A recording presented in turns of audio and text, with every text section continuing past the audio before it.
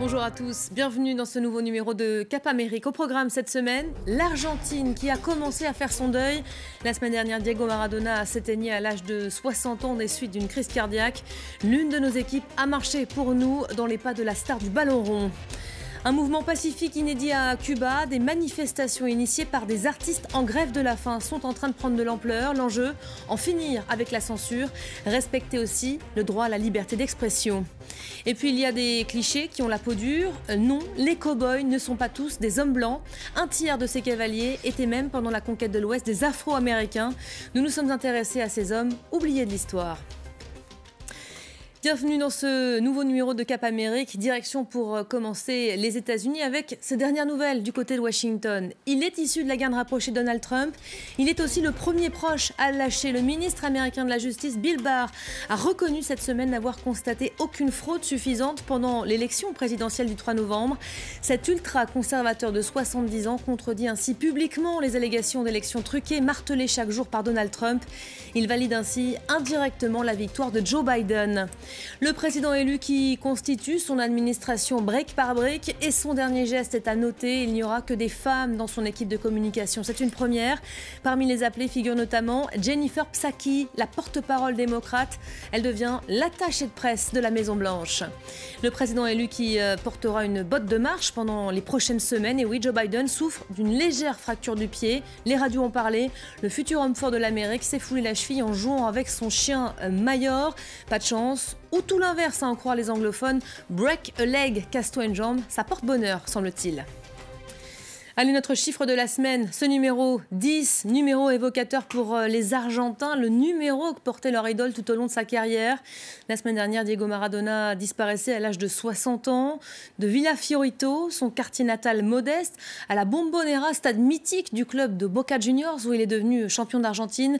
Nos envoyés spéciaux sont partis sur les traces de ce dieu du football au succès planétaire.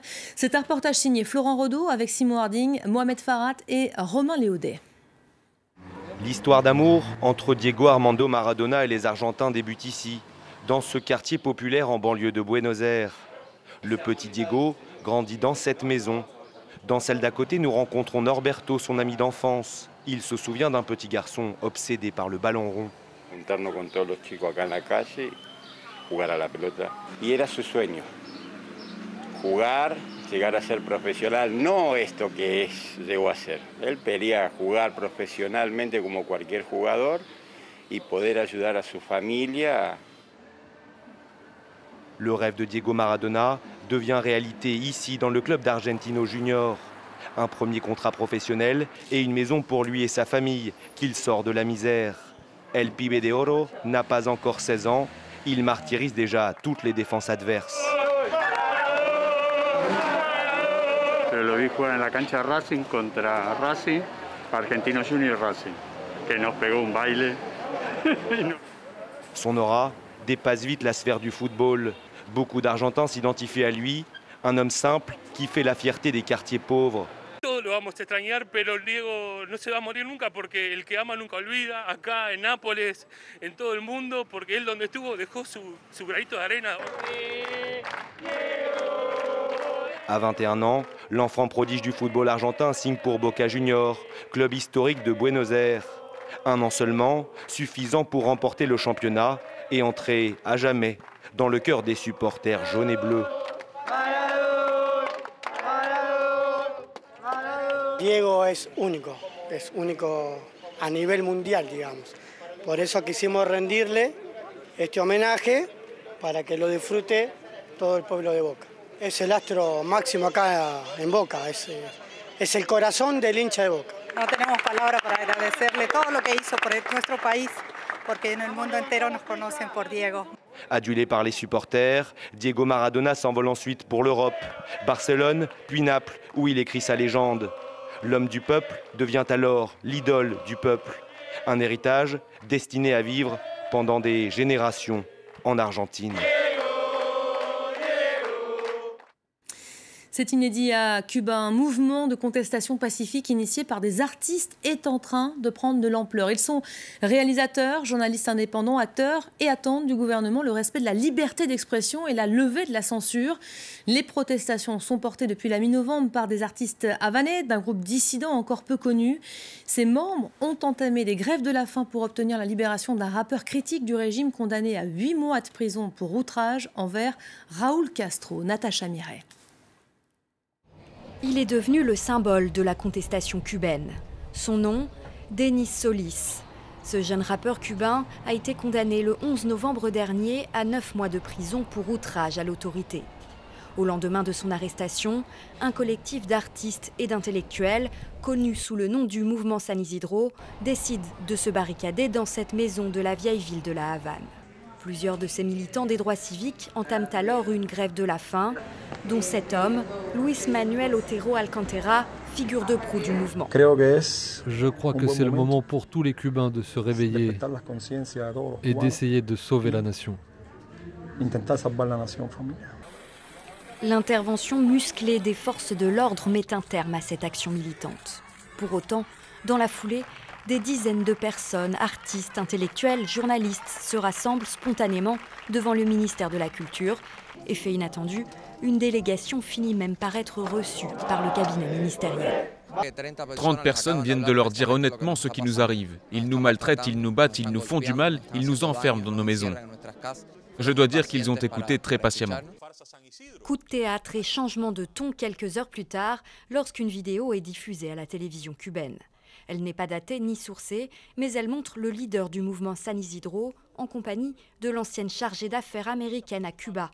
Pour le gouvernement cubain, c'est la preuve que les États-Unis sont derrière cette vague de contestation et cherchent à déstabiliser le régime.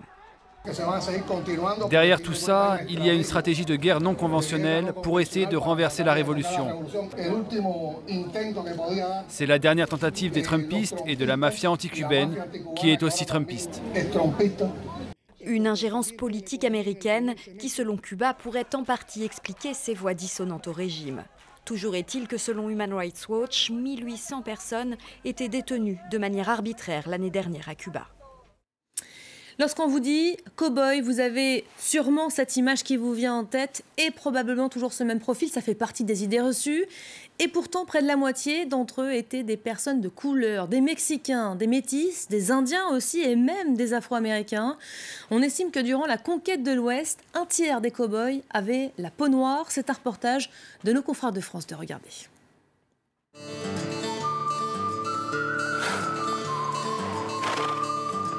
Bottes, gros ceinturon, lasso et chapeau de cow-boy sur visage noir. Voici une réalité à laquelle la culture américaine n'est pas habituée. Maurice Wade travaille dans un ranch du Colorado. Une carrière au grand air qui n'allait pas de soi quand il était enfant dans les années 1960. Quand j'étais enfant, tous les films que je regardais, c'était des westerns. Mes héros ont toujours été des cow-boys, mais ce n'étaient que des blancs qui chevauchaient ces montures au galop. Et je me suis promis que je serais un jour le noir qui pourrait faire ça. À Denver, au Colorado, existe un petit musée peu connu du grand public. Il rappelle que durant la conquête de l'Ouest, près d'un tiers des cow-boys étaient noirs. C'était pour la plupart des esclaves affranchis qui avaient choisi ce dur métier de gardien de troupeau, mais symbole de liberté. L'histoire a pourtant gommé cette réalité-là. Les enfants n'ont vu que des cow-boys blancs. Ils n'ont jamais imaginé un cow-boy noir. Ils n'ont jamais su, par exemple, que James Arthur Walker a été l'inventeur du Hollywood Hop.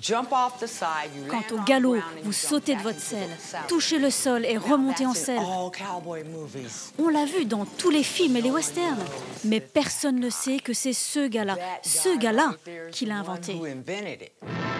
Car au pays de John Wayne, Hollywood a effacé des pellicules la représentation d'un cow-boy noir. Dès les années 1930, il y eut bien des westerns colorées selon l'expression de l'époque.